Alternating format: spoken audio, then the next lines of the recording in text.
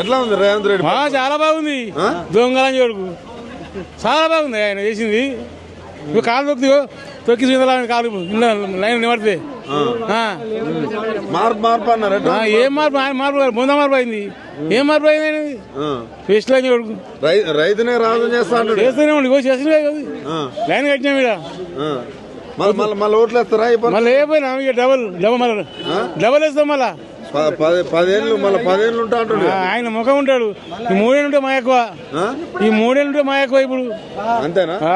ఈ 3 ఏళ్ళు ఇబ్బంది అంతే. ఎట్లా ఉంది? 20 నెలలు అవుతుంది. 20 లోకల్ అయిపోయింది సార్. 20 లోకల్ అయిపోయింది. వేస్ట్. రైతులకు ప్రధానంగా ఏమి ఇబ్బందులు ఉన్నాయి? అన్ని మందులు లేవు, కరెంటు సక్క లేదు. ఇనవా నాన్న బాగా పొద్దుగాల దుల్లగడ్డ వచ్చినాం. పార్లమెంట్ తోడు లేడు. వచ్చి రోజు సలహా కొడుతున్నాం. వచ్చి ఏం లాభం? ఇప్పుడు ఆ పంట పండబోతుంది పరిస్థితి. ఇంకేముంది? రూపాయలు తింటాం. బియ్యం తినాం కదా, రూపాయలు తినేదేనా? ఇబ్బంది ఉంది మొత్తం. చాలా ఇబ్బంది. మందులు సక్క లేవు, కరెంటు సక్క లేదు.